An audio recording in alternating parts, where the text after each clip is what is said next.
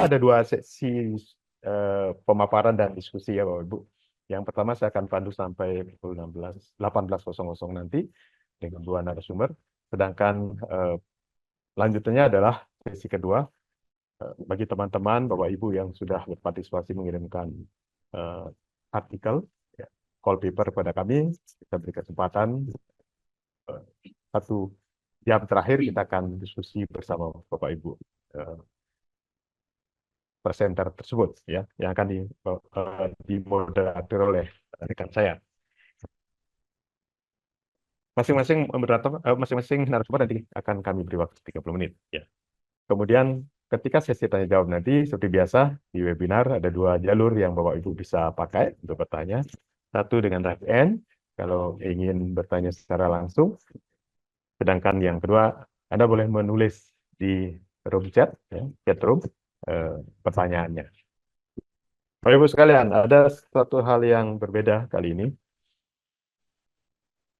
Karena ini sebuah materi yang kita tadi sudah saya jelaskan, kita membuat tren baru. Ya.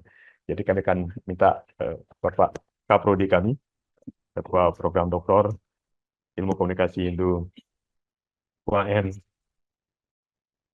Sugriwa Denpasar untuk memberikan pengantar terhadap materi ini.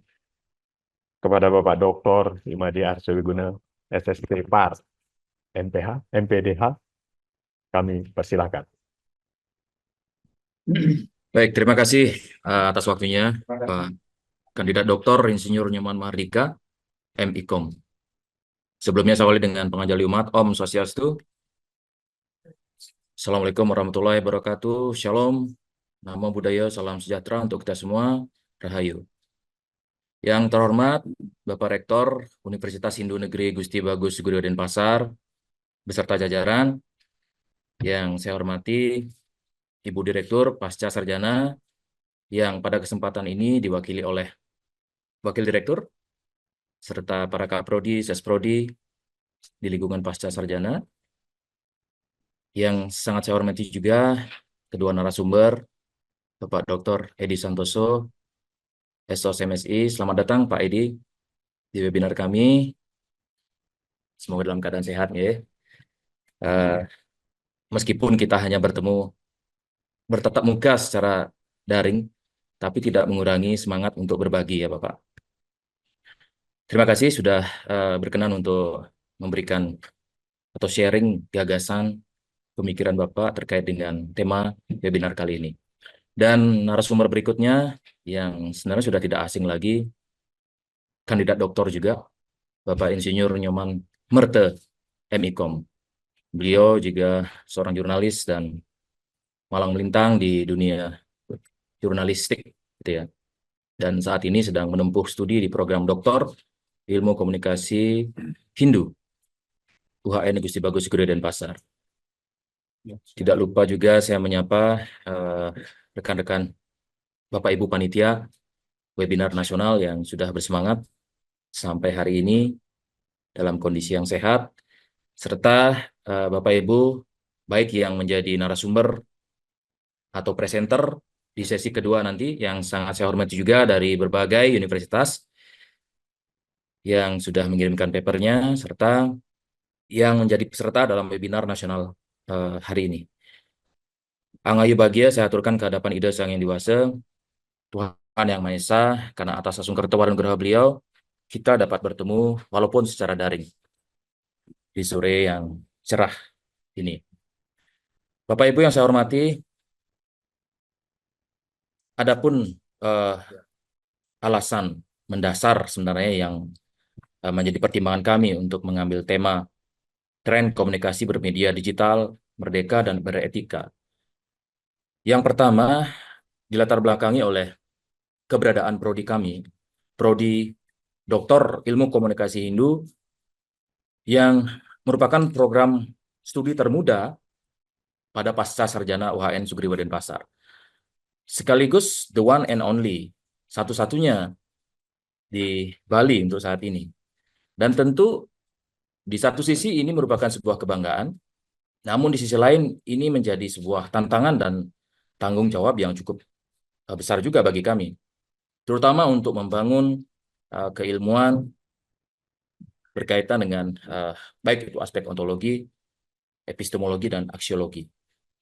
Nah, untuk itulah kami menggagas suatu diskusi ilmiah dalam bentuk webinar skala nasional untuk menggali ide, menggali pemikiran dari Bapak Ibu, para akademisi, praktisi, jurnalis, dan lain sebagainya untuk ikut berbagi dalam webinar ini berkaitan dengan penguatan keilmuan program Doktor Ilmu Komunikasi Hindu. Alasan berikutnya tentu karena ini menyongsong Hari Kemerdekaan Republik Indonesia. Kita ada di bulan kemerdekaan. Dan berkaitan dengan kemerdekaan, kalau diterjemahkan bisa juga diartikan sebagai kebebasan. Berkaitan dengan komunikasi bermedia digital yang saat ini suka tidak suka, mau tidak mau, kita hidup di dunia yang tanpa batas, dunia yang begitu bebas, kebebasan tidak ada batasnya, dan etika bahkan diterabas. Sehingga kami mengangkat tema ini, Bapak Ibu. Izinkan saya mau menampilkan sedikit pandangan saya tentang tema kita kali ini. Mudah-mudahan sudah terlihat di layar Bapak Ibu. Nir etika menuju netika. Jadi ya mungkin ini istilah yang saya buat sendiri gitu ya, untuk memudahkan pikiran kita tertuju pada tema atau gagasan yang ingin saya sampaikan. Jadi selama ini kita mungkin sudah tahu betul bagaimana era digital yang penuh dengan penyimpangan-penyimpangan nilai, ya, perilaku-perilaku immoral yang sungguhnya bertentangan dengan karakter dari masyarakat kita Indonesia. Nah, kalau kita lihat beberapa jenis kebebasan, ini yang saya kutip dari bukunya K. Bertens ya.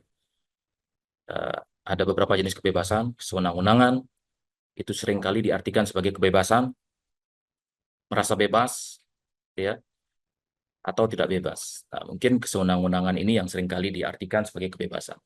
Atau kebebasan yang dimaksud justru adalah sebuah kesewenang-wenangan. Ya. Kemudian ada juga kebebasan fisik, yuridis, psikologis, kebebasan moral, dan kebebasan eksistensial. Saya tidak akan bahas terlalu jauh karena dibatasi oleh waktu, karena nanti mungkin akan lebih banyak dibahas oleh kedua narasumber. Dan ada beberapa batas-batas kebebasan yang bisa kita sesungguhnya pahami bersama. Faktor dari dalam hakikat kita sebagai seorang manusia, lingkungan, masyarakat, kebebasan orang lain, dan termasuk generasi-generasi mendatang. Kita tidak memiliki kebebasan untuk mengeksplor sumber daya alam misalnya. Karena ada generasi-generasi yang harus hidup di masa yang akan datang. Begitu juga pandangan Parson mengatakan manusia bebas. Manusia memiliki kebebasan, tetapi kebebasan manusia itu terbatas atau tidak tanpa batas. Ya. Bukan tanpa batas, ada batasnya. Jadi seorang manusia harus menghormati kebebasan orang lain juga dalam kehidupan bermasyarakat. Nah, kalau kita bicara revolusi industri, kita ada saat ini di era 4.0. Kalau bahasa Balinya zero itu artinya mata juling gitu ya Bapak Ibu. Kalau diplesetkan gitu ya. Justru itulah yang terjadi. Kita tidak bisa melihat secara lurus, sulit membedakan mana yang baik, mana yang buruk, mana yang benar, mana yang salah. Justru yang benar bisa menjadi salah, yang salah bisa menjadi benar.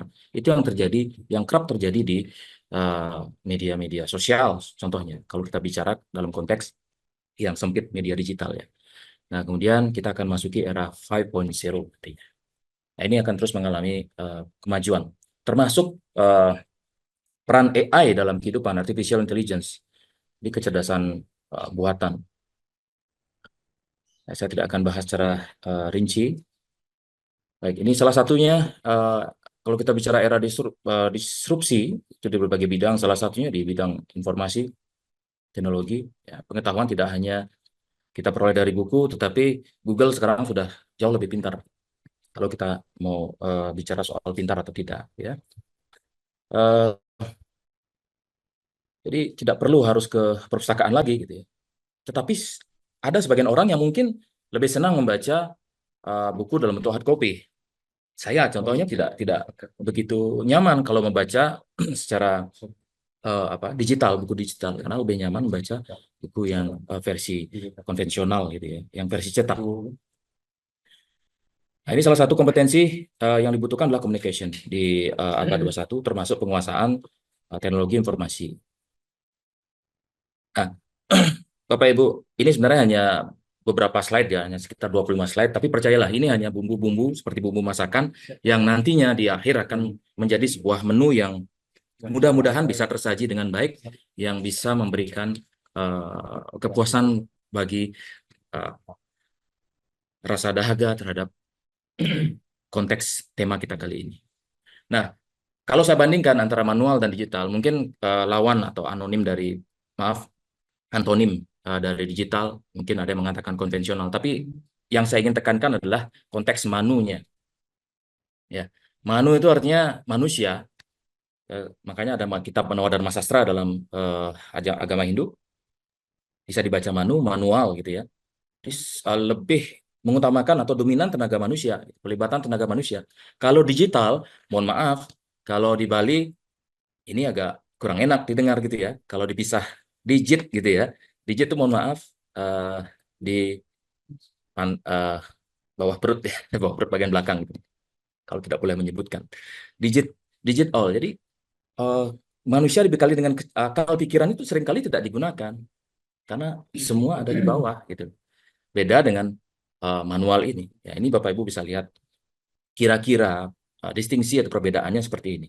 Jadi pelibatan manusia secara dominan, fisik, otentik, kerja keras, mengutamakan proses, akses informasi memang terbatas. Ya. Tapi mengedepankan etis dan humanis. Beda dengan di era digital, digital gitu ya. Pelibatan mesin, teknologi, robot, internet, dan lain sebagainya secara dominan. Non-fisik dan artificial. Kerja cerdas, ya, mengutamakan hasil, pragmatis, dan seterusnya.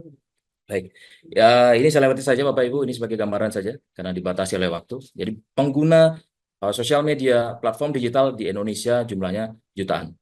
Tidak lagi belasan, puluhan, tapi ratusan. Jadi bisa dibayangkan ketika informasi yang dibagikan itulah informasi yang salah, informasi yang keliru, apa yang akan terjadi dampaknya. Ya. Nah, ini isu-isu komunikasi bermedia digital Bapak Ibu yang mungkin bisa menjadi agenda webinar kita ke depannya.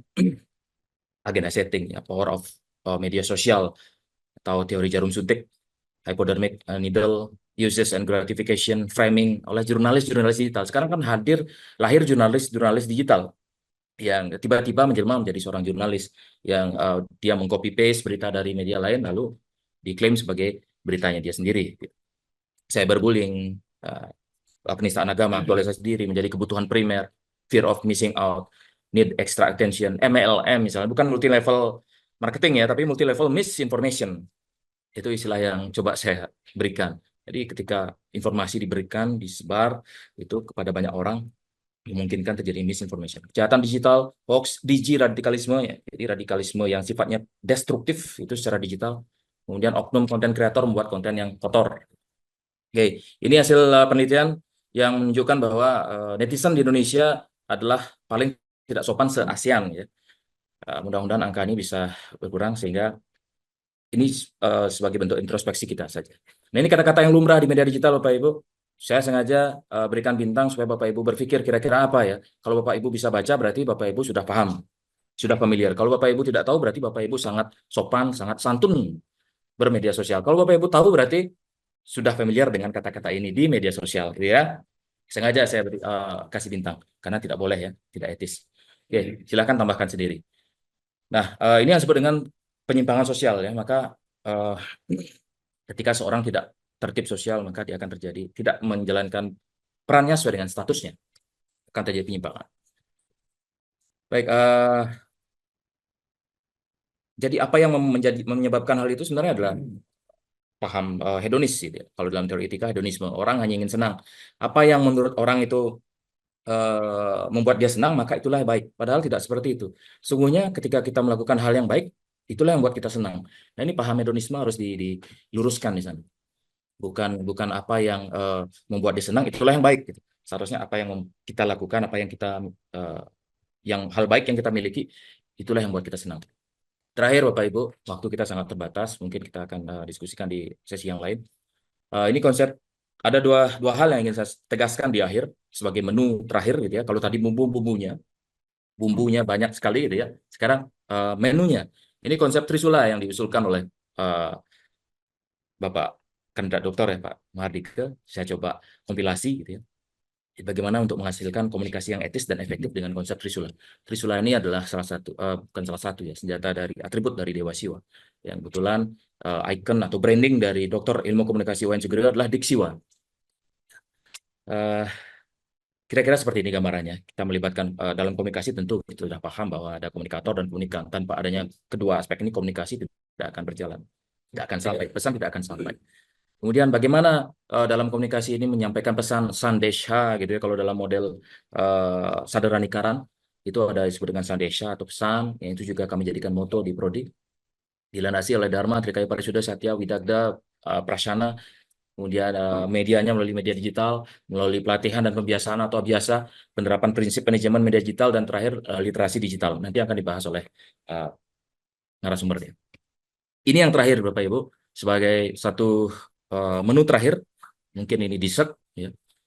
Mudah-mudahan bisa bisa menjadi bahan diskusi kita nanti. Ini yang saya coba buat. Saya mengadopsi konsep Trikona yang diambil dari Lontar Ganapati Tatwa, model komunikasi digital Trikona. Jadi kalau konsep tadi saya operasionalkan, kira-kira modelnya seperti ini dalam bermedia digital, gitu, Bapak Ibu. Jadi ada 3 aspek penting di sini: Utpati, Stiti, dan Pralina. Utpati itu apa? Create, kreator, menciptakan, menghasilkan. Menghasilkan apa? Informasi, pesan yang akan disampaikan kepada komunikan. Kemudian Stiti, bagaimana media itu sebagai lembaga atau bagian yang akan memaintain informasi itu, akan di-maintain di sana, dibagikan, kemudian dibaca, dikonsumsi oleh netizen ya. Kemudian ketika ada hal yang melanggar etik gitu ya, yang tidak sesuai dengan regulasi undang-undang ITE dan sebagainya, maka lembaga atau institusi yang bicara soal Pralina yang mengontrol ini yang harus berperan besar di sini. Pralina harus mengontrol. Ketika ini tanda panah ini yang control function ini, ketika ada isu-isu atau konten-konten yang melanggar etik, maka dia harus kontrol di sana, hentikan dan lakukan evaluasi. Demikian seterusnya. Informasi itu begitu luas, tidak semua informasi itu bisa disampaikan. Dan tidak semua informasi itu juga kadang tidak sesuai dengan fakta. Dan sebagai ketika menghasilkan informasi, menyampaikan pesan, maka harus dilandasi dengan nilai-nilai kehinduan. Catur Permana. Catur Permana itulah metode ilmiah dalam Hindu, dalam Nyaya Darsana, untuk menemukan kebenaran. Ada 4 di sana: Sabda Pramana, Anumana, Pratyaksa, Upamana. Jadi Sabda itu berdasarkan perkataan atau pendapat dari ahli, kemudian Anumana itu dengan penarikan kesimpulan secara logis, Pratyaksa dengan observasi, pengamatan, Upamana itu dengan membandingkan. Ya. Termasuk juga Santa dan Satya. Santa itu artinya kejujuran, Satya itu artinya kebenaran, kemudian Widagda, Prasana itu artinya tidak mudah dimakan oleh berita bohong, sehingga nantinya akan melahirkan netizen yang beretika. Bapak Ibu, saya rasa itu terlalu panjang, mungkin mudah-mudahan bisa dicermati dan dipahami. Terima kasih, mohon maaf jika ada yang kurang berkenan. Saya kembalikan waktunya kepada Pak moderator yang hadir dengan Parama Santi. Om Shanti, Shanti, Shanti Om. Assalamualaikum warahmatullahi wabarakatuh. Namo Buddhaya, Shalom, Rahayu. Terima kasih Pak Dr. Arsa, luar biasa pengantarnya lengkap sekali. Dan konsep Trisula sudah mulai disampaikan. Ya, nanti tentu kita akan tindak lanjuti lagi dengan momentum atau momen-momen yang berikutnya akan kita buat. Bapak Ibu sekalian, selanjutnya kita akan dengarkan pemaparan dari narasumber kita yang pertama, yaitu Bapak Dr. Edi Santoso, SOS MSI. Pak Dr. Edi, sudah siap Pak Dr. Silakan. Kami beri waktu 30 menit Pak Dr. ya. Ya, silakan. Baik, terima kasih Bapak. Selamat sore semuanya. Selamat sore. Sore.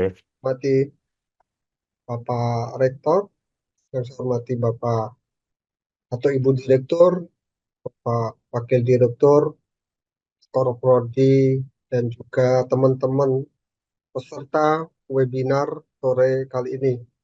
Pertama, tentu saya sangat berbahagia sore ini berkesempatan untuk hadir terkoneksi dengan Bapak Ibu semua meskipun secara virtual.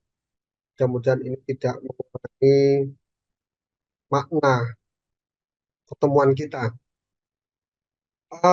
Luar biasa tadi pengantar dari Bapak Arsa. Saya akan melihat persoalan digital ini dalam perspektif yang lebih populer. Yang mudah-mudahan dengan begitu kita merasa relate karena ini adalah persoalan bersama kita. Kita ada di dalamnya, kita adalah pelaku. Kalau tadi Pak Arsa cerita tentang influencer atau mungkin secara umum kita sebut netizen, itu adalah kita. Kita akan awali dari angka-angka ya. Saya ingin mengajak Bapak Ibu semua untuk melihat betapa kita tidak bisa lagi mengelak dari tren digital ini. Overall, orang-orang Indonesia ini mayoritas sudah menggunakan internet. Ada angka-angka yang bisa disimak yang saya coba lihat dari, atau saya kutip dari Wiki Sosial ya. 66 atau hampir 70% bisa kita katakan orang Indonesia sudah menggunakan internet. Dan bagian besar dari pengguna internet itu adalah aktivis atau user dari sosial media. Dan kalau kita lihat kepemilikan perangkat antara jumlah penduduk dan jumlah mobile device yang ada, yang tersebar, itu jauh lebih banyak mobile device-nya ya, smartphone, makanya di sini disebut 126%, artinya jumlahnya itu jauh lebih banyak dari jumlah penduduk. Dan saya kira ini kita tidak perlu memperdebatkan karena faktanya kalau kita pergi kemanapun, kita berjumpa dengan siapapun, rasanya yang tidak pernah lepas dari tangan orang-orang yang kita temui itu adalah smartphone ya, atau tablet. Nggak kenal usia. Anak kecil, PAUD, sampai kakek, nenek, semua pegang smartphone atau tablet. Itulah realitasnya. Nah, ini persoalannya, Bapak Ibu, apa sih makna dari tren digital ini? Apa yang kita rasakan? Sebelum nanti kita lihat dari aspek teoritik ya, saya ingin mengajak hal real yang kita rasakan. Oke, ada manfaat positifnya ya. Ada manfaat positifnya. Kita bisa lihat misalnya dari sisi peningkatan efisiensi dan produktivitas, automatisasi. Banyak pekerjaan-pekerjaan rutin, clerical, yang itu diambil alih oleh di perbankan, di jalan tol, sampai di dunia penyiaran. Orang-orang Amerika, wartawan Amerika sudah mulai galau. Pekerjaan-pekerjaan mencari, mengumpulkan, membagi berita, itu sekarang diambil alih oleh AI. Pekerjaan yang dulu dianggap aman dari otomatisasi, pekerjaan otak kanan, pekerjaan seni misalnya, sekarang suka atau tidak, AI mulai merambah. Lukisan, karya sastra, prosa, puisi, AI, otomatisasi, kolaborasi. Nggak jauh-jauh di dunia pendidikan, kita terkoneksi satu sama lain. Kita bisa berkolaborasi dengan kemudahan digital itu. Ada platform-platform belajar, orang saling berkontribusi, orang bisa mendeliver pengetahuan mereka, siapapun bisa akses kemudahan. Dan tentu akses informasi begitu ya. Yang kedua, kemudian akses apa sih yang nggak bisa kita akses? Media yang dulu bisa disebut sebagai menara gading, nggak tersentuh, hanya orang yang punya duit, orang yang populer, orang-orang hebat yang bisa tayang di TV. Sekarang anak-anak kampung lulusan SD itu bisa ngeksis di YouTube. Kebetulan saya punya tetangga di Purwokerto, YouTuber lulusan SD, subscribernya di atas 2 juta, penghasilannya ya sampai 300 juta. Kayaknya ini penghasilannya sudah mengalahkan Pak Rektor ya. YouTuber akses. Mereka nggak hanya mengakses dari sisi konsumsi, tetapi mereka atau kita semua juga bisa mengakses untuk melakukan produksi dan reproduksi. Akses ini juga akhirnya memudahkan juga pendidikan online, ya e-learning marak di mana-mana, itu kita tidak bisa pungkiri. Yang ketiga ada inovasi-inovasi pengembangan ya, dunia penelitian atau dunia litbang ini berkembang luar biasa di era digital. Perangkat-perangkat baik lunak maupun perangkat kerasnya semua mendukung. Dan juga tidak kalah pentingnya adalah peningkatan layanan publik. Di beberapa desa sekarang banyak menggunakan e-office. Saya kemarin berkunjung ke sebuah desa, Pak Kadesnya cerita, warga desa di sini kalau nanti mengurus surat itu tidak perlu repot-repot datang ke balai desa atau ke kelurahan, minta stempel, ngurus surat macam-macam, mereka bisa lakukan itu dari rumah melalui upaya peningkatan SID ya, sistem informasi desa. Yang ini saya kira juga hal-hal yang bisa kita katakan memudahkan. Nah, Bapak Ibu, problemnya adalah yang jadi kemudian. Karena akses itu satu hal, tetapi kemanfaatan itu adalah hal yang berbeda. Saya pernah melakukan satu riset kecil, mengunjungi sebuah desa yang di Jawa Tengah. Desa ini dulu dipuji-puji sebagai desa internet. Letaknya agak pencil, sebetulnya nggak terlalu jauh dari tempat saya, tapi dia masuk wilayah blank spot. Banyak ketinggalan dalam hal informasi, tetapi atas upaya aparat warga setempat yang juga didukung oleh LSM, akhirnya mereka itu mendapatkan akses. Sehingga dulu sering disebut sebagai desa internet. Artinya apa? Mereka selesai dalam urusan akses. Nah, saya penasaran, apa yang kemudian terjadi? Perubahan-perubahan penting apa yang bisa dirasakan ketika internet itu masuk desa?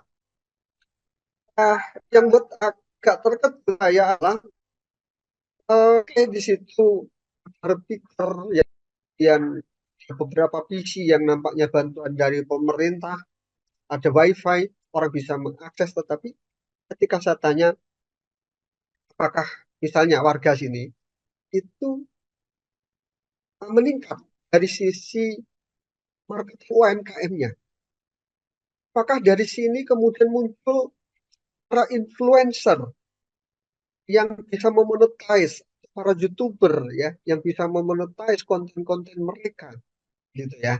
Ternyata enggak. Ya, kesimpulan saya, akses itu satu hal, tapi kemanfaatan itu adalah hal yang berbeda. Tidak berjalan secara paralel antara akses dan capaian positif atau konstruktif atau kemanfaatan yang dibawanya. Nah, karena itulah kita bisa mencatat hal yang saya sampaikan ini tentu bukan hal baru, kita semua merasakan dampak-dampak negatif yang kemudian muncul yang membersamai capaian-capaian yang sifatnya kuantitatif dari yang kita sebut hal-hal positif tadi begitu ya, kesehatan mental, kesehatan fisik, orang stres, orang cemas,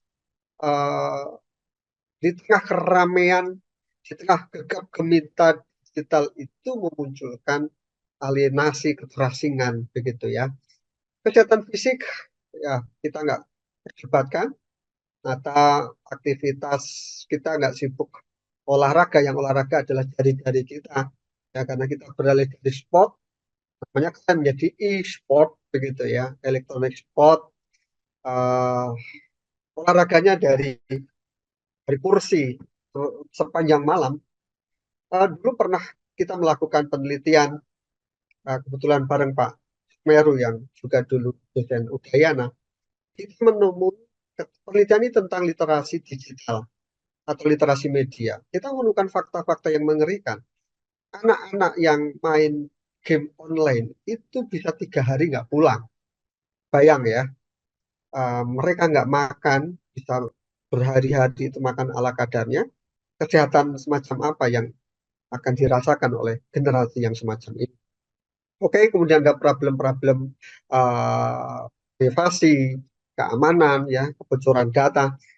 Kemarin kita dibuat heboh oleh eh, apa namanya, dibobolnya server nasional pusat begitu ya, sungguh mengerikan begitu, hal yang sangat-sangat diprotek, tetapi dengan begitu mudahnya dibobol oleh orang ya.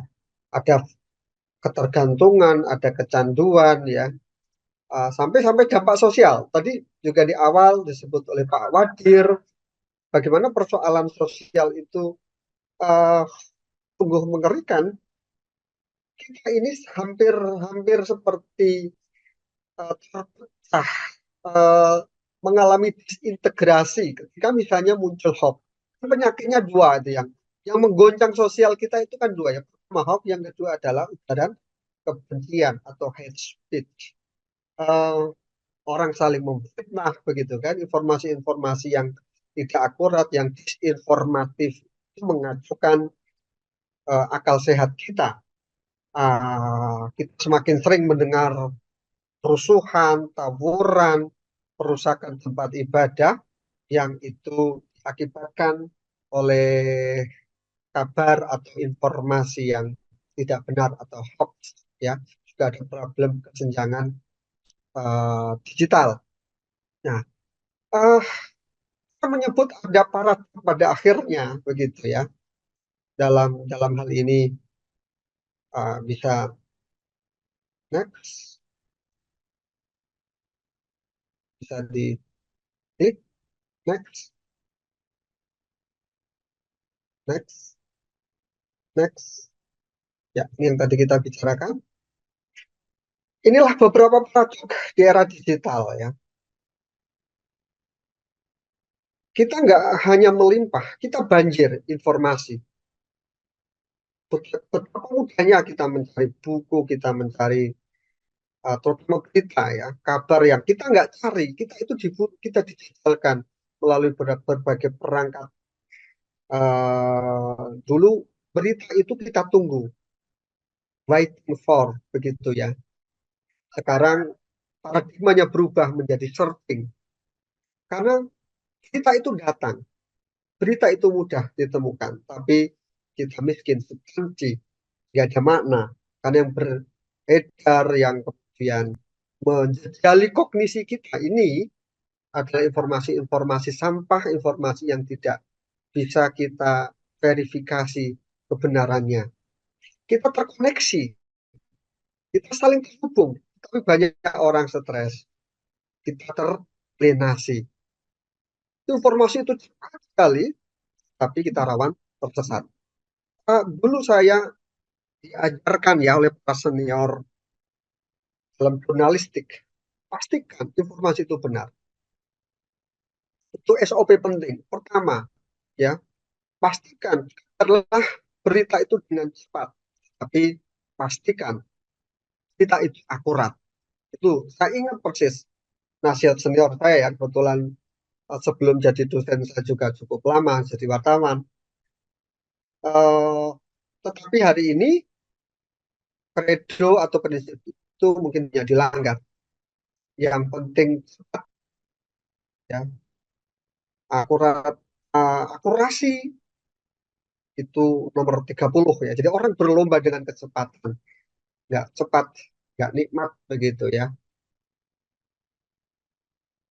Problemnya kita hari ini, paradok-paradok yang kita temukan, akses yang tidak menjamin sukses termasuk begitu ya. Nah, lalu kemudian mungkin muncul pemikiran untuk melakukan refleksi, apakah ini kutukan teknologi?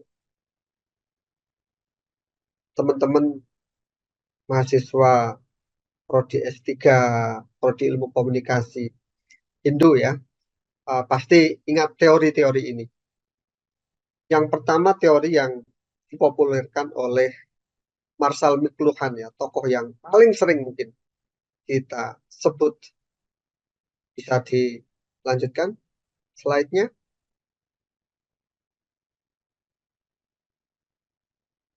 Technological determinism. Teori ini mengandaikan bahwa teknologi itu datang dengan kuasanya. Begitu powerful dan kita tidak punya cukup daya untuk melawan. Maka kita lebih untuk determinasi. Jika teknologi begini, maka kita begini. Dan ini mirip pandangan Marxis ya. Pasti ingatlah pandangan Marxis bagaimana struktur ekonomi itu membentuk masyarakat. Kalau McLuhan ini mengandaikan bukan struktur ekonomi, tetapi struktur teknologi yang membentuk masyarakat gitu ya. Kita tidak punya kuasa. Cara berpikir kita, mentalitas kita itu dibentuk oleh teknologi. Jadi ya mau apa lagi? Itulah faktanya. Begitu kalau pandangan technological determinism. Nah, antitesisnya atau pandangan yang berbeda itu dikemukakan oleh yang dipopulerkan oleh Raymond William ya, atau yang pasti juga sering kita dengar dengan teori social construction of technology. Teknologi hadir bukan untuk menguasai kita, tetapi teknologi hadir harus seiring dengan konstruksi yang kita inginkan. Kita yang membentuk.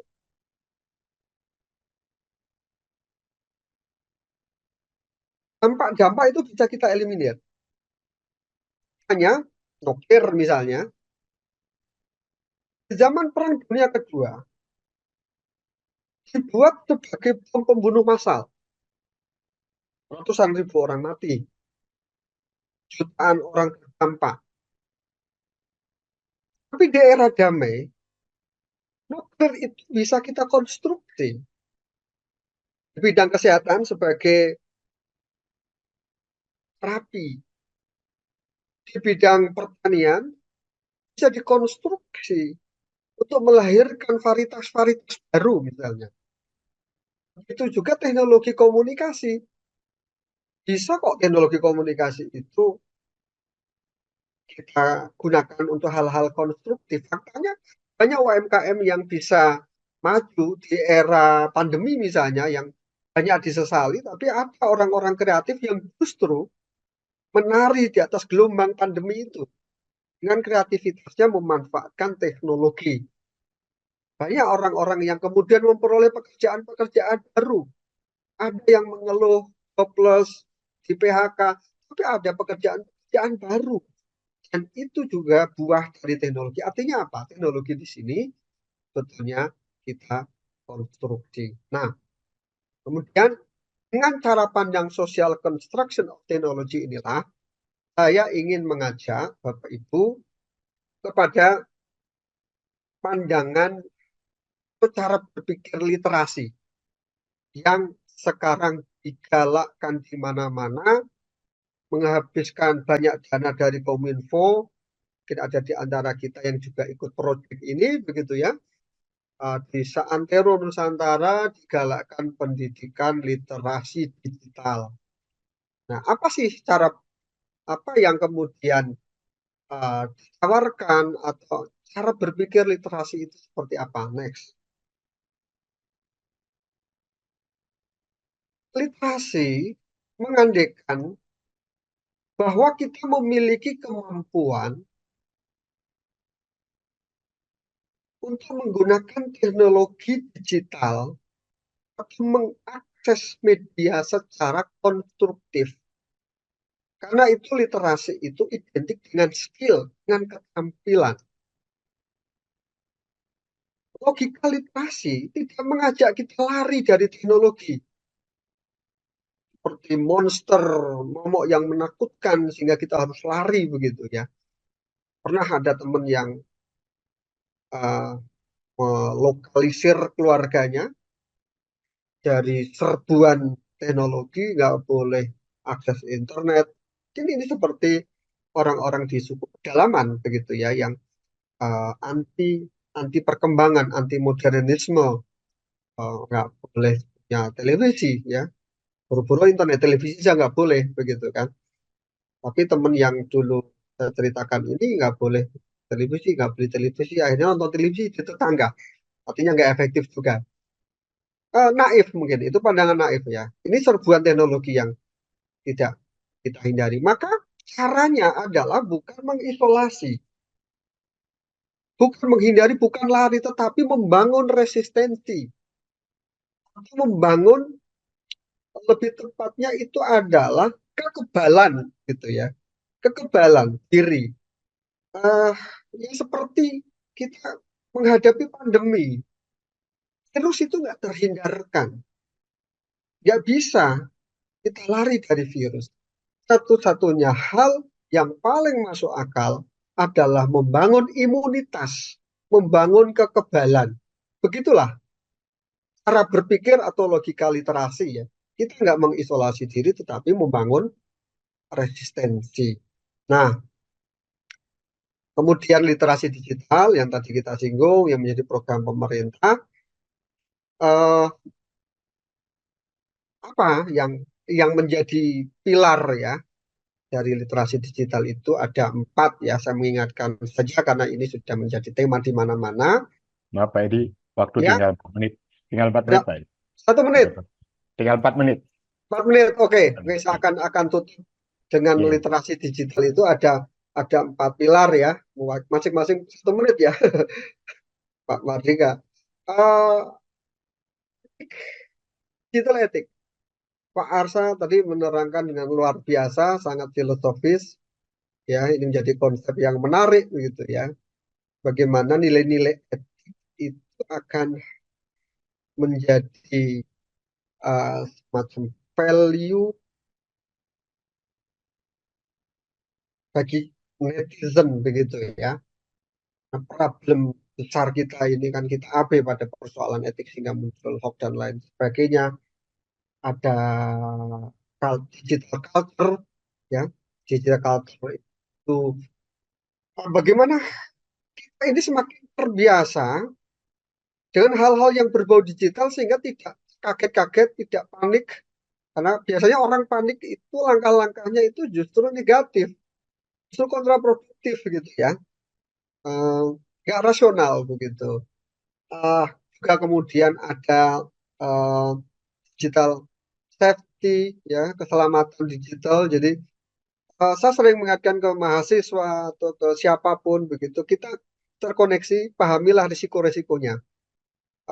Jangan mengupload nomor HP sembarangan, bagi data-data diri, NIK dan seterusnya begitu ya. Banyak cybercrime, kriminalitas berbasis digital yang itu terjadi karena data-data pribadi yang kemudian dicuri. Kerentanan itu pada netizen muda, makanya kami punya program bersama Mavindo ya, punya program Tular Nalar di Purwokerto ini di Unsur. Kita menyasar anak-anak muda netizen yang pemula anak-anak usia SMP, SMA, dan kemudian yang kerawanan yang kedua itu adalah netizen lansia, gitu ya. Mereka nenek-nenek kita, ibu-ibu kita ini menggunakan HP, tetapi tidak begitu paham para digital, baik digital imigran maupun digital native awal ini sama-sama rentan, gitu ya. Nah, yang keempat adalah digital skill, kemampuan skill digital ini. Banyak orang yang bisa sukses di sini. Influencer, YouTuber, desainer, data analis, begitu kan, web developer misalnya ya, atau para digital marketer begitu. Mereka ini ya kita bisa, kalau di Bali ini kan banyak peselancar ya, para server gitu.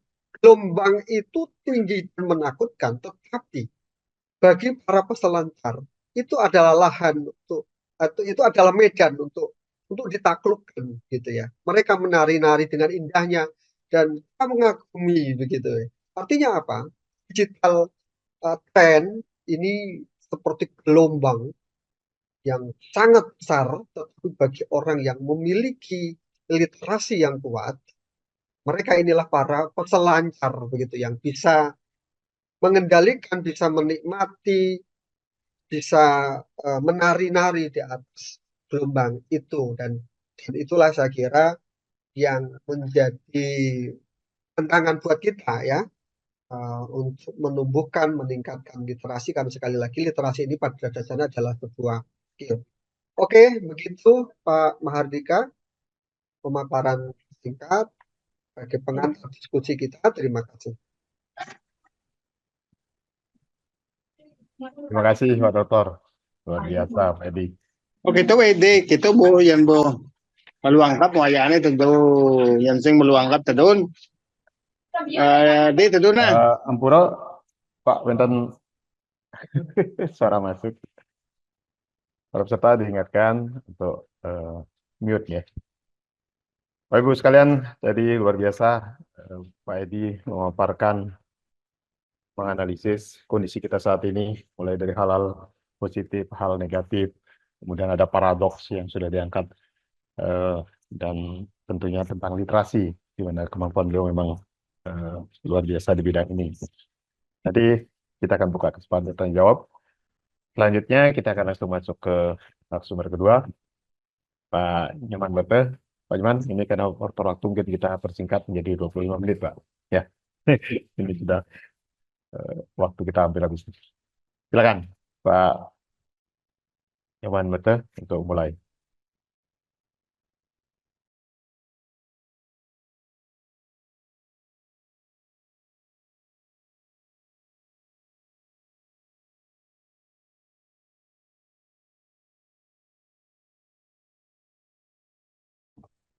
Om Swastiastu. Assalamualaikum warahmatullahi wabarakatuh. Namo Buddhaya. Salam sejahtera. Rahayu. Rahayu. Rahayu.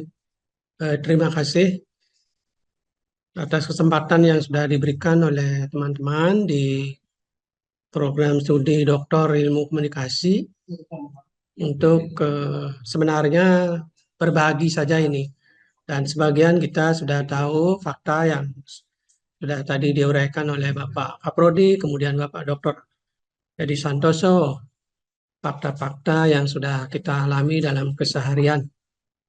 Ya, ini sekedar refresh lagi, review lagi ingatan kita, kemudian apa-apa yang kita perlu kita evaluasi kembali tentang keseharian kita.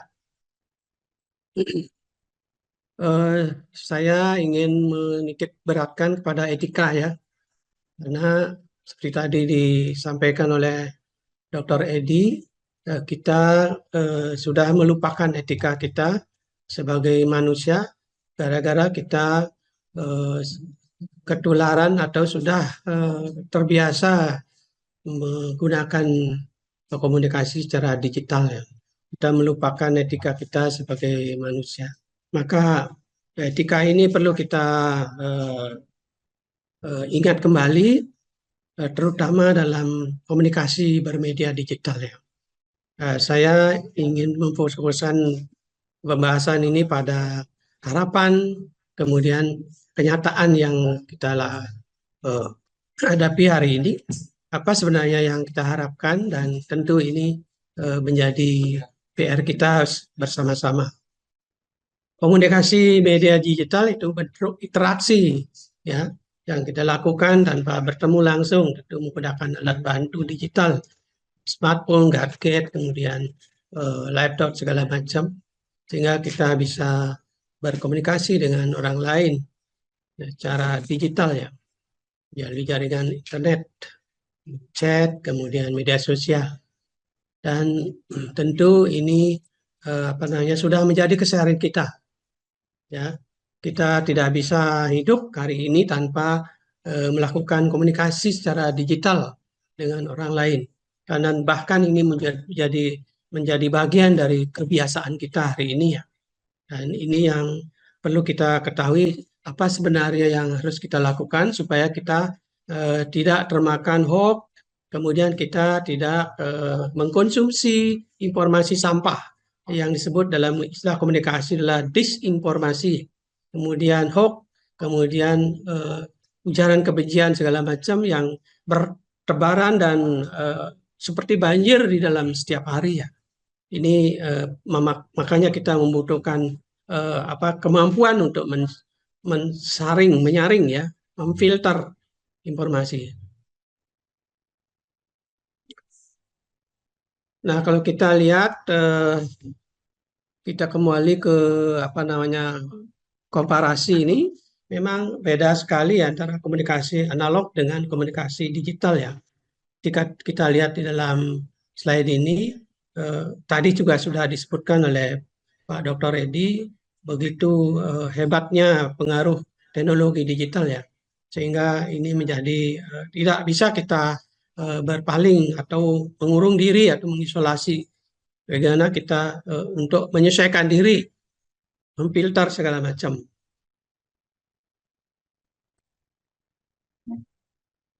Tren komunikasi digital itu sudah mendominasi dan menjadi kebutuhan, ya. Komunikasi digital itu digandrungi oleh generasi milenial, generasi Z, umat muda, yang menurut Gallup dalam Swatno itu yang lahir antara 1982 sampai 2005, ya.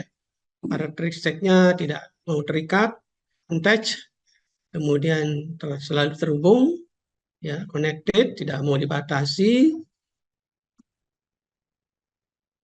dan seterusnya. Itulah karakteristik generasi muda kita.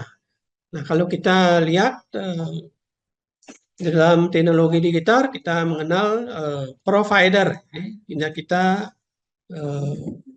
mengenal 10 provider yang memiliki kecepatan fixed broadband dengan kecepatan unduh tertinggi di Pulau Jawa.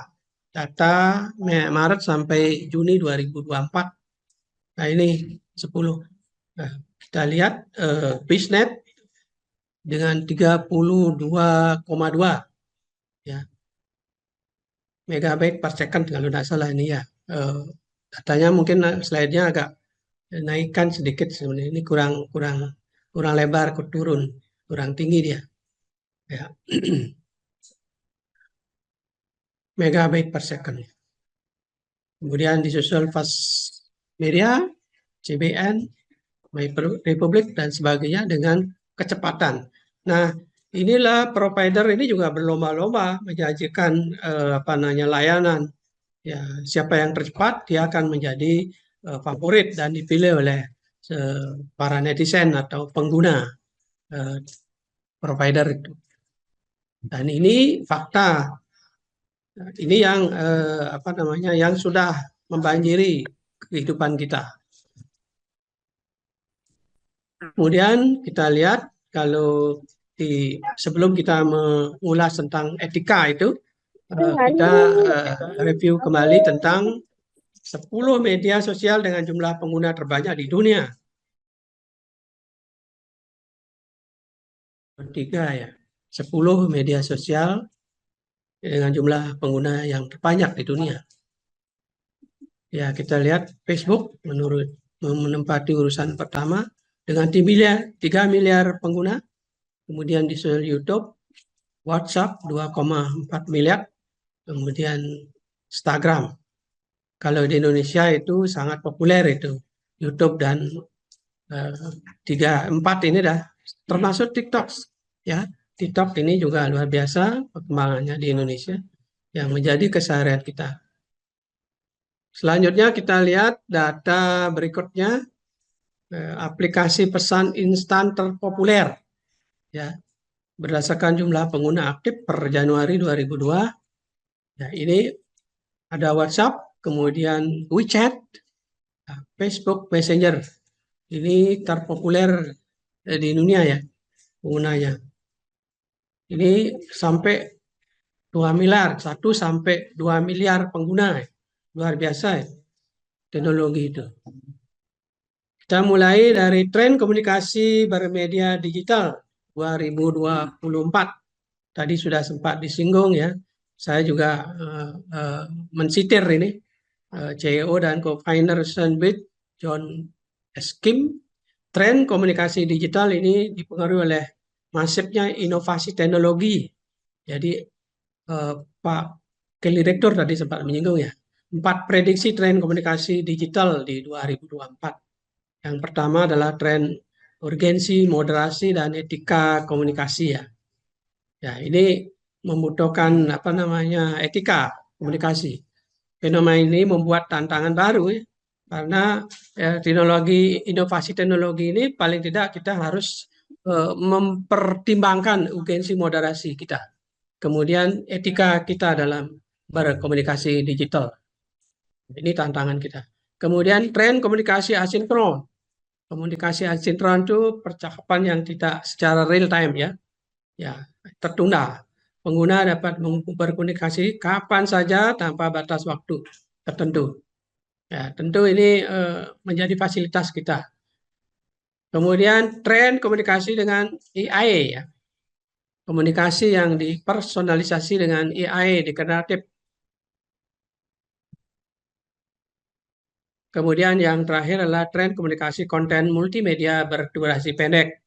Ya, ini contohnya TikTok, kemudian Instagram Reels ya. Ini data survei 2020 pengguna video kecepatannya 2 kali lipat dari jenis konten lainnya. 84% dari konsumen juga mempengaruhi untuk membeli produk dari layanan video pendek ya. Data via social, bentar dulu. Data via social. Coba di sebelumnya, slide sebelumnya. Itu jumlah pengguna TikTok itu 112 juta ya di Indonesia ya. Bisa dilanjut lagi itu yang tadi ya. Ya ini kita lihat datanya 10 negara dengan jumlah pengguna TikTok terbanyak di dunia ya. Indonesia menempati posisi kedua setelah Amerika Serikat dengan 112,9, hampir 113 juta pengguna. Ini luar biasa ini konsumen atau pengguna TikTok kita di Indonesia ya. Kemudian disusul Brasil dan selanjutnya Meksiko. Nah ini TikTok ini sangat familiar bagi masyarakat dunia ya. Indonesia menjadi sudah menjadi keseharian masyarakat. Sampai 112 juta itu lumayan, itu sampai hampir 50% dari jumlah penduduk Indonesia menggunakan TikTok ya. Selanjutnya kita lihat 10 negara dengan jumlah pengguna Instagram terbanyak di dunia. Data April 2023. India yang menempati posisi pertama dengan 326,55 juta. Indonesia berada di posisi keempat. Ya, ini dengan 106 juta, luar biasa banyak juga ya pengguna Instagram. Ini didominasi oleh kaum milenial, generasi Z dan generasi kaula muda. pelajar dan sebagainya. Nah, ini apa namanya? Data tahun 2023. Selanjutnya kita lihat 10 akun YouTube dengan pengikut terbanyak di dunia 16 Juli 2024. Nah, ini penyedia akun sebenarnya ini ya. MrBeast 302 juta pengikut. Kemudian T-Series 269 juta pengikut. YouTube Movies 182 juta pengikut dan seterusnya. Ini tentu apa namanya? Luar biasa ya. YouTube ini sudah membanjiri keseharian masyarakat di dunia. Selanjutnya kita lihat, nah ini ada aplikasi kencan online ya. Ya, aplikasi kencan online, 10 aplikasi kencan online yang paling banyak diunduh secara global tahun 2023. Ini di antara kita pasti ada yang mengunduh ini. Tentu ini apa namanya? Tentu kita ingat juga kalau kita sudah berkeluarga, tentu ini harus hati-hati ya. Aplikasi kencan online. Jadi berbagai fasilitas disediakan oleh teknologi ya.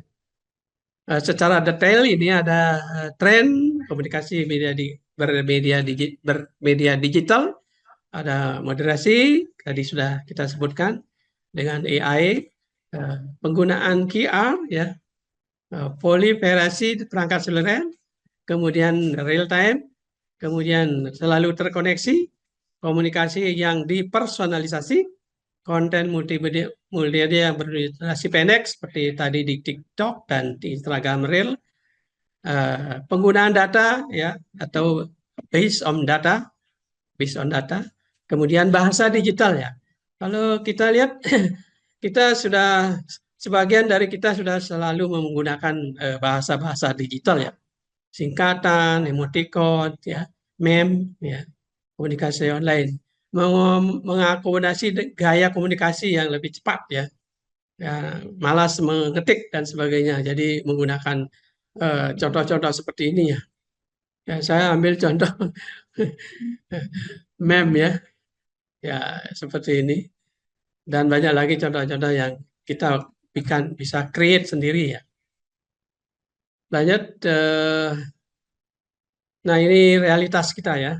Tadi sudah sempat disebut kalau kita sudah hidup di dunia digital, kita dengan orang yang di dekat kita tidak berkomunikasi, tapi kita berkomunikasi dengan orang yang jauh ya, menjauhkan yang dekat, mendekatkan yang jauh. Kemudian tadi disebut oleh Pak Dr. Edi, kita menjadi apatis, individualistik, kemudian cuek dengan lingkungan. Yang ketiga yang parah ya, bahkan kita tidak tanpa kita sadari di antara kita dan saya sendiri sering juga menggunakan HP saat orang lain berbicara. Ya, ini mengingatkan diri saya dan mungkin teman-teman juga biasa begitu ya. Nah ini nih harus menjadi warning kita semua ya. Tetap bermain HP saat orang lain sedang berbicara atau sedang diajak bicara masih juga melihat HP-nya. Ini penyakit sebenarnya. Nah, ini yang harus kita sembuhkan bersama-sama termasuk karena bagaimanapun ini kita sudah kecanduan tidak bisa hidup tanpa HP ya. Kemudian penyakit lagi yang nomor 4 ya. Narsis, mengumbar diri ke ruang publik ya. Pagi mau sarapan apa, kita posting dulu ke grup. Ayo kita sarapan dulu. Ya. Kita mau ada di mana? Kita posting diri kita ada di mana. Ya ini menjadi apa namanya informasi bagi orang lain ya. Di zaman dulu orang kalau di Bali itu disebutkan de ajum gitu istilahnya orang Bali dulu. Dajer, ajum. Kalau sekarang harus ajum. Harus ajum. Kalau dulu ada istilah orang Bali bilang dengadet awak bisa. Ya, itu kalau zaman sekarang nggak lagi berlaku itu. Sekarang harus tunjukkan diri kita bisa. Kalau dulu kan jangan menunjukkan diri kita bisa. beda zamannya. Kemudian ini yang kelima juga sebenarnya tanpa kita sadari sudah kita ketagihan ya. Malas baca ya, malas baca. Sekarang orang generasi muda suruh baca buku gitu, emoh ya. Kalau orang Jawa bilang emoh. Lanjut. Nah, ini data yang memprihatinkan di Indonesia ya. Indonesia adalah negara yang punya minat baca yang sangat rendah di dunia ya. Ini yang tiga negara yang mempunyai minat baca yang paling rendah di antara 192 negara.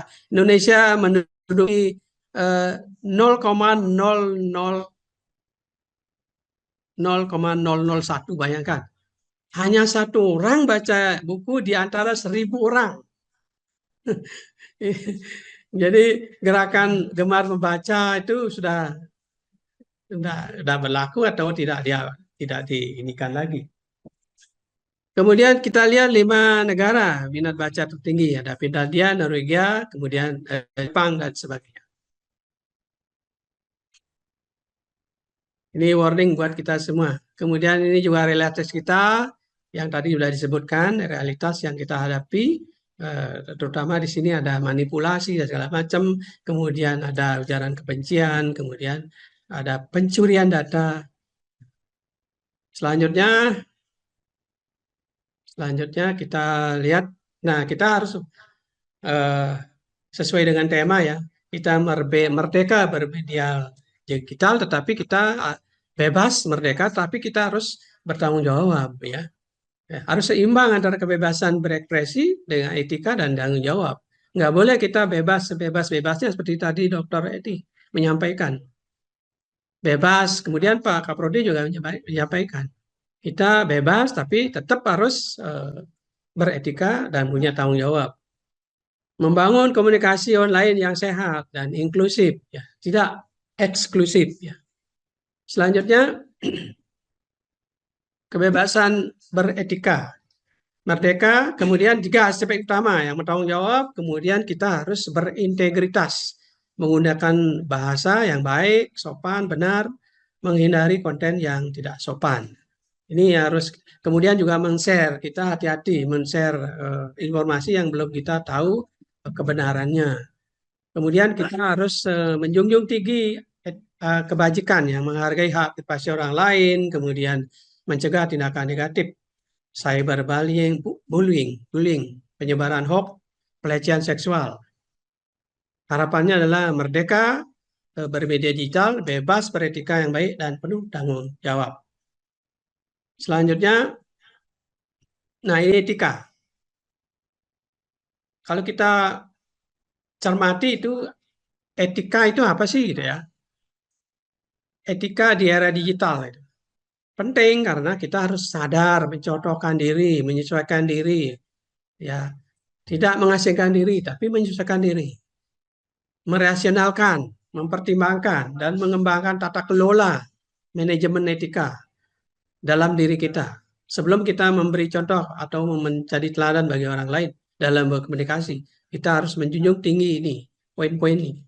Tanggung jawab, integritas, menilai-nilai kebijaksanaan, berbagai interaksi dalam berinteraksi lintas budaya, lintas suku, segala macam. Nah, etika dasarnya ini kita lanjut. Harapan kita adalah etika ideal ya. Kita memiliki etika yang ideal. Pertimbangannya prinsip-prinsip etika itu dalam komunikasi massal, universal, kemudian adaptasi kita terhadap etika tradisional yang selama ini kita tahu, bagaimana kita beradaptasi dengan dalam konteks digital. Konsep digital, yang ketiga adalah konsep digital citizenship dan tanggung jawab online. Etika komunikasi bermedia digital itu penting untuk memastikan interaksi yang sehat dan bertanggung jawab di ruang digital, menghindari tindakan negatif yang dapat merusak hubungan sosial.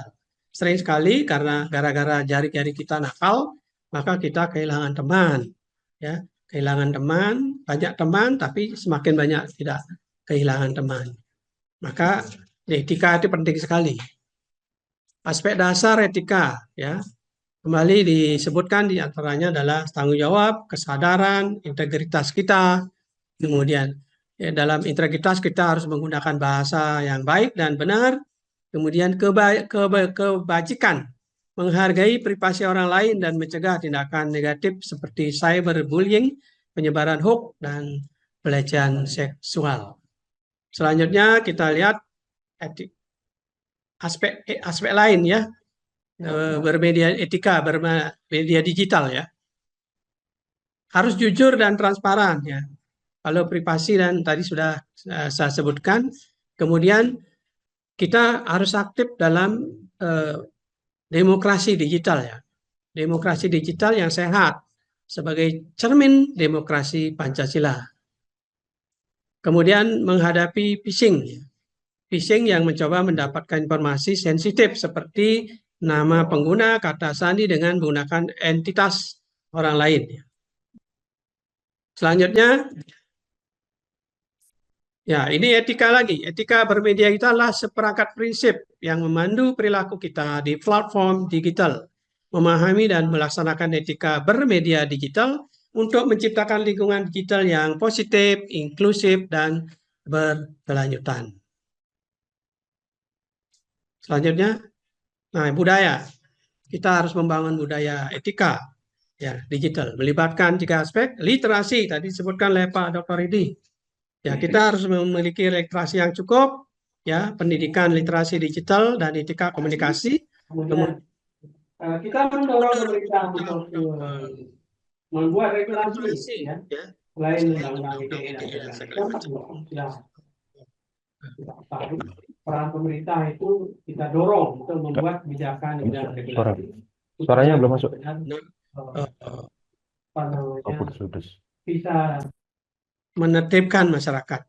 Kemudian responsibility platform media sosial, karena platform media sosial ini juga apa namanya harus bertanggung jawab terhadap budaya yang tercipta dari teknologi ini.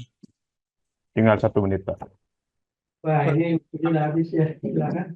Ya, lanjut lagi, slide-nya lagi 1 menit nih.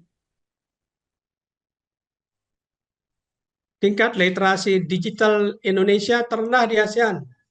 Nah, ini menjadi catatan kita ya, bagaimana kita menginspirasi masyarakat supaya tingkat literasi kita menjadi naik ya. Kalau di ASEAN itu rata-rata 70, Indonesia hanya 62. Atau skala 1,1 sampai 5 kita menempati literasi 3,54. Ya, literasi di bidang digital, coba diulang lagi sebelumnya deh. Digital skill, digital safety, digital culture, dan digital etik. Ya, ini penting menjadi catatan kita juga. Selanjutnya, tantangannya ya. Ini tantangannya. Ini sering ada orang mencatut atau memakai data kita, atau kita menyebarkan informasi tanpa menyebut sumber ya. Kalau data-data yang tadi saya sebutkan sumbernya semua. Kita harus tantangannya menghadapi kecepatan atau speed, kemudian polarisasi pendapat dan echo chamber, hanya menerima pandangan yang serupa. Ini tidak boleh gitu. Harus ada kita melihat pandangan dari sisi lain. Kemudian tantangan juga privasi, keamanan data. Ya. Data pusat, data nasional aja bisa dijebol, apalagi data pribadi. Lanjut. Waktunya udah habis, Pak. Ya. Ini strateginya verifikasi lah, kemudian empatik lah dalam bermedia digital, kemudian kelola rekam jejak kita. Saya kira karena waktu juga yang membatasi kita, maka ya nanti kita akan diskusi di kesempatan berikutnya. Terima kasih atas kesempatan yang sudah diberikan. Mohon maaf kalau ada yang kurang berkenan. Saya tutup dengan para mustaqim Om. Terima kasih Pak Nyoman Beta. Jadi kita ternyata berada di posisi literasi terendah di ASEAN. ini sangat mengkhawatirkan. Padahal tadi Pak Dr. Teddy juga sudah menyampaikan dan beratkan pada upaya-upaya kita di literasi. Jadi mungkin itu kata sambung yang di antara dua narasumber yang memang menjadi penekanan kita. Bapak Ibu sekalian, kita lanjut ke sesi tanya jawab. Seperti tadi saya sudah sampaikan, silakan kalau yang malu-malu bertanya boleh di chat room menulis pertanyaan. Nanti ada teman-teman yang akan mencatatnya. Kemudian yang raise hand silakan.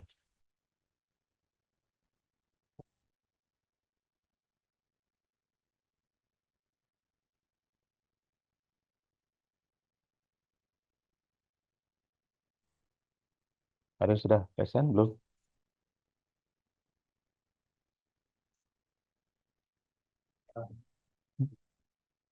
Belum.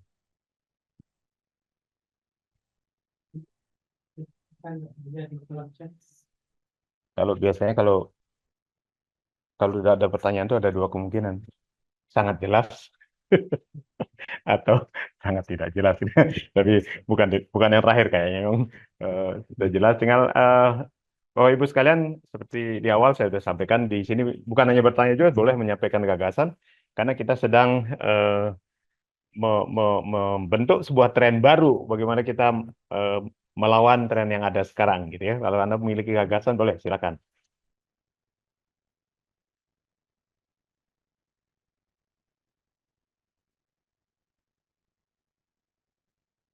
Mungkin di chat room sudah ada yang bertanya? Oh, udah ada.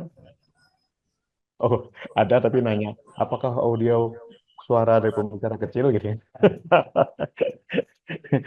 Pertanyaan teknis ya. Bapak Ibu sekalian, tadi saya lihat ada Profesor Burhan Bungin hadir. Selamat sore, Prof. Prof, kami merindukan Prof sebenarnya. Apakah masih stay? Oh, mungkin. Oh, ada yang tanya? Yang mana?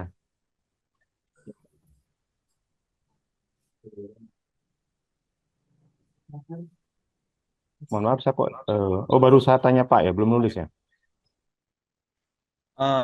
Izin moderator bertanya. Silakan, Pak. Saya Bandem Dananjaya. Pak Bandem, Pak Bandem. Dari mana Pak Bandem? Tiang sehari-hari seorang lawyer, Pak. Pak. Cuman Tiang mencoba untuk kuliah selanjutnya di ilmu komunikasi agama Hindu. Oh, S2 Pak ya? S3 nih Pak. S2 Tiang hukum tetap. Calon. Wah. Calon Pak. Calon adik kelas kata teman-teman. Tadi lulusnya disalib, nanti baru. Ya Pak Bandem, silakan. Begini Pak, mungkin Tiang ingin menanggapi begitu Pak.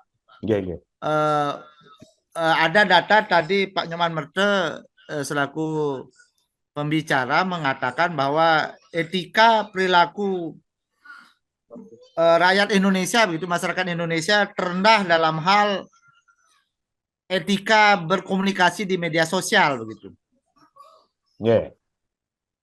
Terus terang ya, kalau saya berbicara persentase mungkin betul itu, tapi saya lebih cenderung melihat dari sisi penegakan hukumnya Pak. Dalam hal di media sosial begitu. Komunikasi di media sosial. Mungkin kita review aja kasusnya Jering yang mengatakan ID adalah kacung WHO, kan begitu Pak ya? Waktu kita COVID dulu. Ya, betul. Sampai beliau di penjara. Nah, kebetulan yang dihadapi Jering itu di samping ID juga sebagai pelapor juga Gubernur Bali lah waktu itu ya. Pak Koster juga ya. Ya gini ya, kita bicara secara ini fakta aja. Itu dasarnya bahwa Jering menjelek-jelekkan ID dengan mengatakan ID sebagai kacung WHO, kan begitu. Nah, dalam hal ini waktu itu kan kasus itu viral, Pak. Akhirnya Jering bisa divonis 2 tahun penjara, kan begitu. Nggih. Kalau kita di dunia praktisi, Pak, yang kasus yang lebih kasar daripada Jering itu lebih banyak, Pak. Cuman karena yang kita hadapi itu bukan sekelas gubernur, bukan pemerintah, bukan ini, akhirnya nggak viral gitu. Nggih, Di nggih. dunia hukum itu, Pak, penegakan hukum itu no viral, no justice, Pak. No viral, no justice. Oke, ini Ya, juga hal yang baru nih. Yang ya. sedang populer juga. Nggih. Kalau di dunia hukum no viral, no justice itu bukan hal baru, Pak. Hmm. Jadi saya sampaikan begini, Pak. Saya pernah mengalami punya klien yang dihina melebihi kasus ID itu yang dilakukan oleh Jering. Kebetulan klien kami itu seorang wanita, Pak, seorang lawyer juga, yang dihina juga oleh seorang lawyer gitu. Di media sosial dikatakan bahwa si E itu adalah wanita, di samping lawyer juga dia seorang pelacur, seorang apalagi di media sosial, di Facebook waktu itu, Pak, dikatakan sebagai wanita yang ya dijelek-jelekkan, tidur dengan banyak lelaki seperti itu, Pak.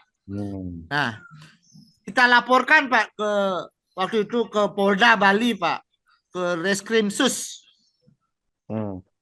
Tahu sampai di sana itu sudah tempatnya parkirnya jauh, Pak. Saya itu kita mau melapor di lantai 4 nggak ada liftnya, Pak. Iya, iya, iya. Sudah habis tenaga untuk naik ke Sampai duluan, tempat iya. pelaporan aja sudah susah sekali, Pak. Setelah itu sampai di sana kita dikasih pemaparan bahwa di sini ada ribuan laporan, Pak. Laporan. Seperti itu penerima laporannya. Dan ini urut kacang. Ya saya tidak tahu apakah kami akan bisa menangani laporan Bapak atau tidak. Berarti kesimpulannya Ujung-ujungnya kewalahan, Pak, ya? sepertinya mereka enggan sekali menerima laporan kita, Pak. Enggan atau kewalahan saking banyaknya atau gimana, Pak? Saran Kalau Pak? menurut saya enggan, Pak. Enggan ya. Oke. Karena kalau banyak, saya lihat di Pengadilan Negeri Denpasar, persidangan tentang kasus penghinaan secara elektronik atau istilahnya pasal 27 Undang-Undang tindak pidana ITE ini, Pak, kecil, Pak. Oke. Jarang kita terima. Saya jarang lihat Undang-Undang ITE, kecuali Jering aja yang top.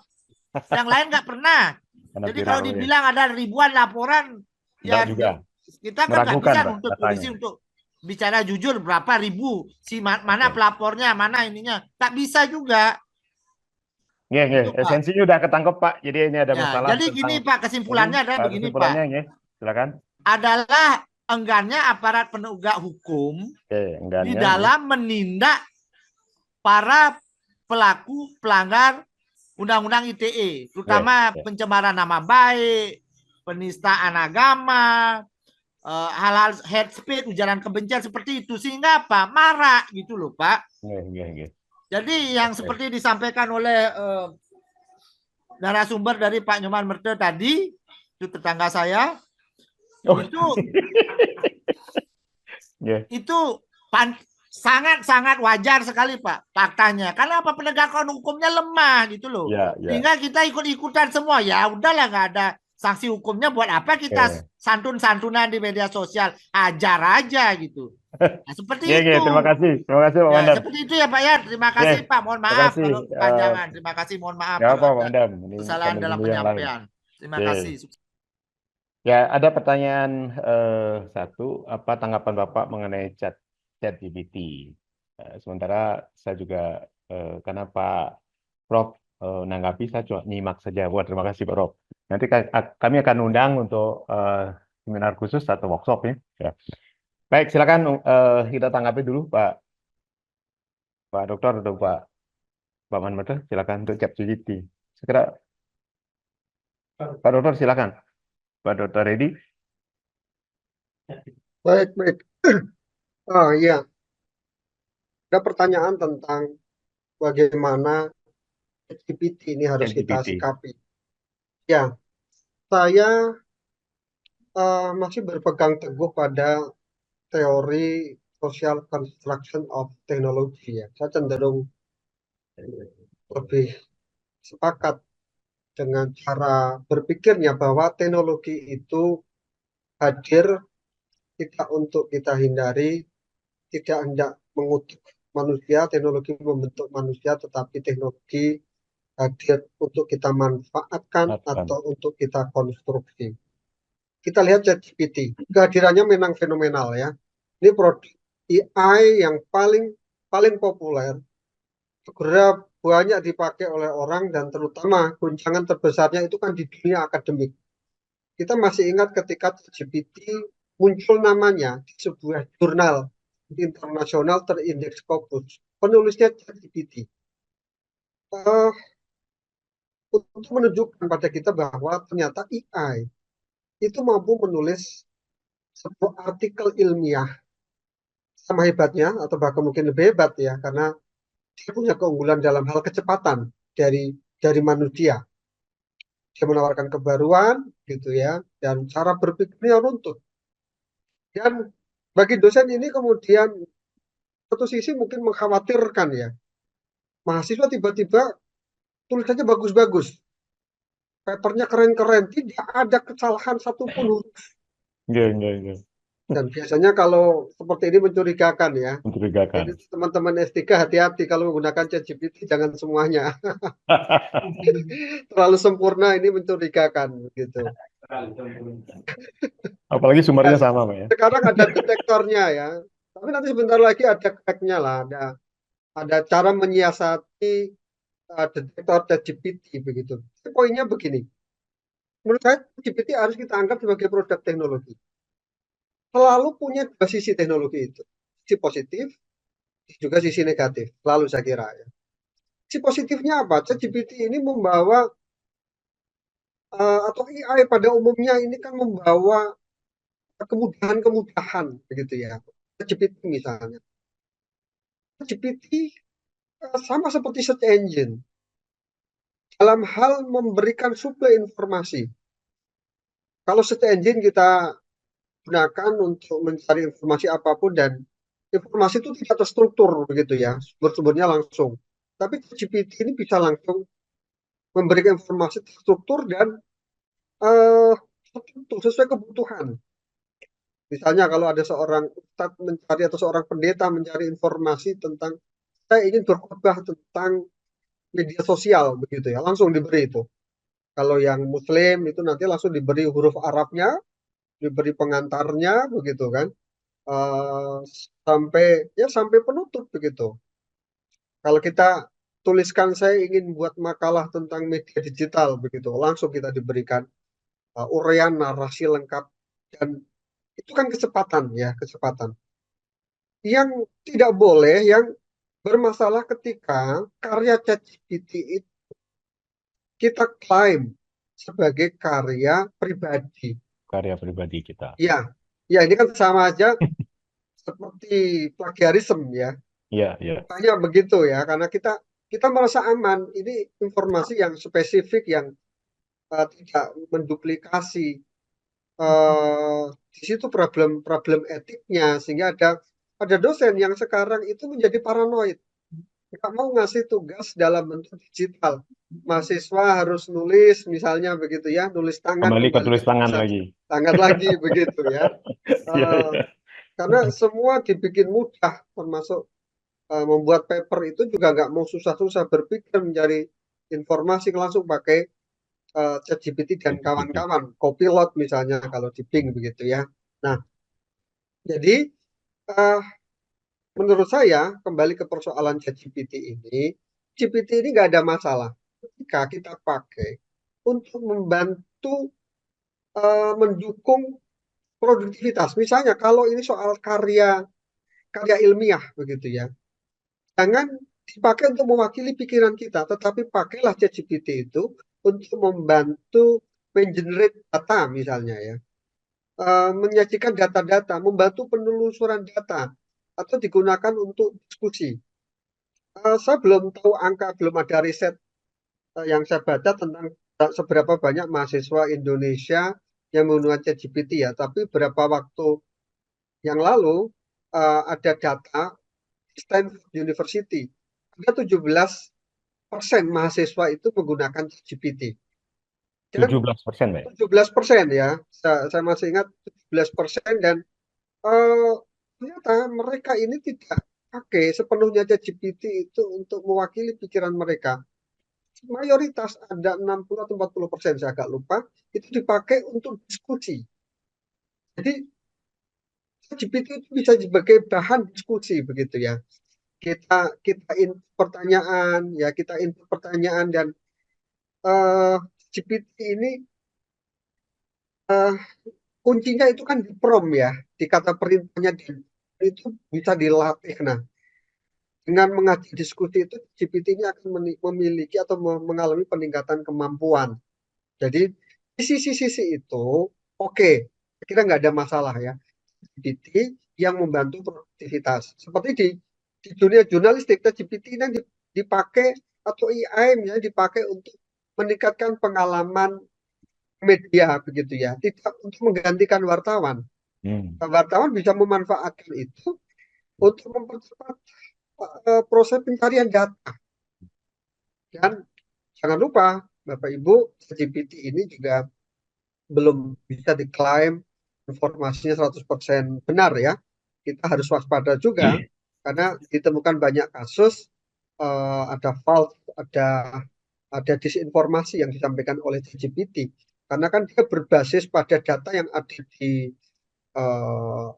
digital resources begitu ya, yang orang itu mengunggah informasi ke sana itu bisa terverifikasi sepenuhnya.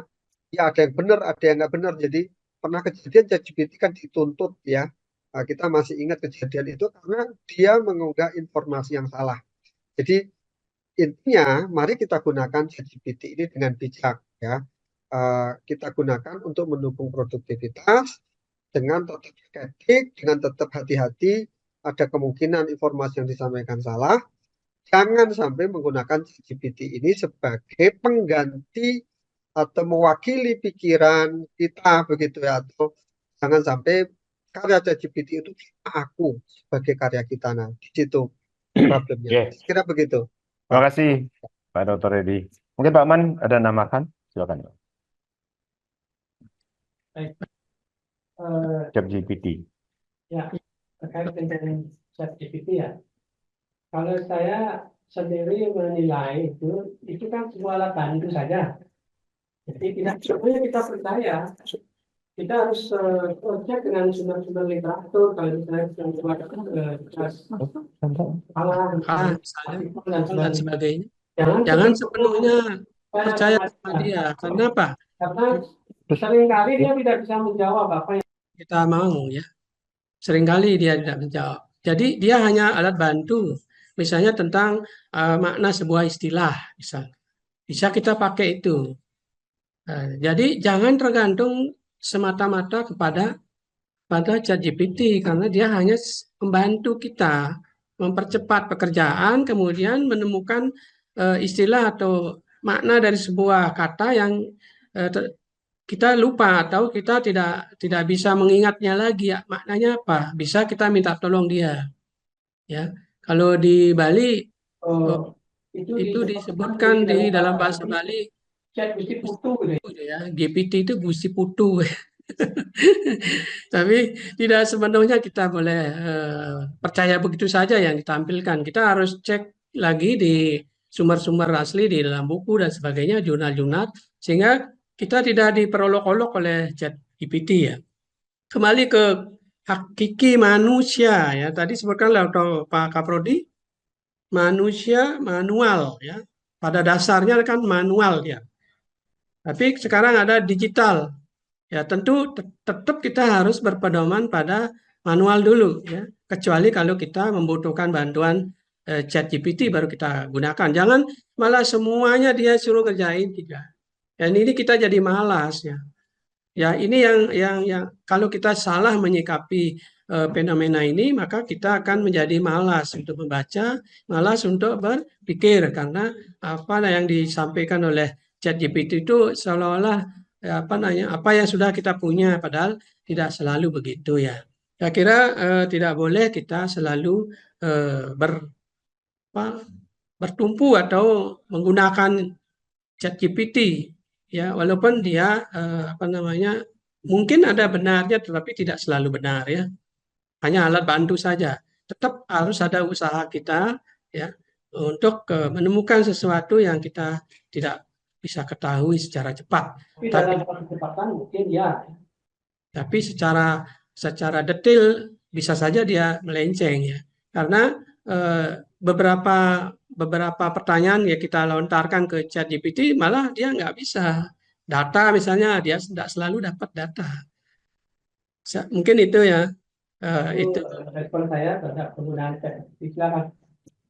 Terima kasih, Pak Man. Bapak Ibu sekalian, belakangan baru muncul nih beberapa pertanyaan di chat room ya. Jadi mohon maaf karena saya juga dibatasi waktu. Jadi Ketua Panitia udah nyenggol saya tadi. Terima Matur kasih. semua Pak Gede Iya, sudah iya. menguatkan Iya. karena mengingat waktu. Jadi terima kasih kepada semua presenter yang hadir pada sore hari ini dan mohon jika kami melaksanakan seminar series 3 silahkan join kembali dan para peserta kami ingatkan link absen sudah kami share di chat room, silahkan mengisi link absen. Dan sekali lagi terima kasih semua yang disampaikan akan bermanfaat bagi kita semua dan kemajuan bagi Universitas Gusti Bagus Sugriwo. Terima kasih, waktu saya kembalikan ke pembawa acara.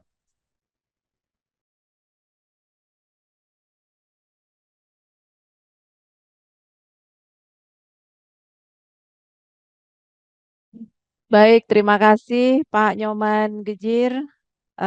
Kita berikan aplaus dulu untuk kita semua.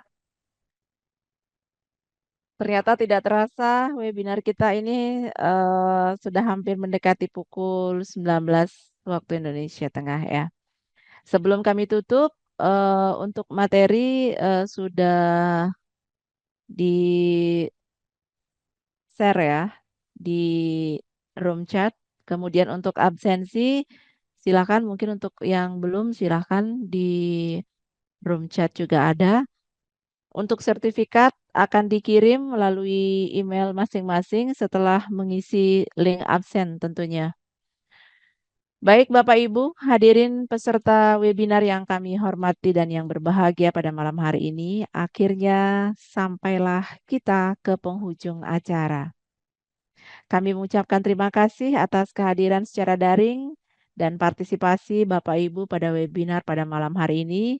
Semoga saja apa yang menjadi pembahasan kita, diskusi kita pada malam hari ini tentunya bermanfaat untuk kita semua dan semakin mencerdaskan kita untuk bisa menggunakan media sosial tentunya untuk bisa bermain di digitalisasi dan kedepannya juga bisa mengedukasi kita untuk lebih pandai tentunya. Mewakili seluruh panitia penyelenggara, kami memohon maaf bila ada hal-hal dari kami yang kurang berkenan dan kita berharap akan ada webinar jilid 3 lagi. Ya, dan webinar tren komunikasi bermedia digital, merdeka dan beretika kita akhiri bersama pada malam hari ini. Terima kasih. Saya tutup dengan Paramesanti. Om Santi, Santi, Santi Om. Assalamualaikum warahmatullahi wabarakatuh. Salam nama budaya, salam kebajikan, rahayu untuk kita semua. Masih semua gitu.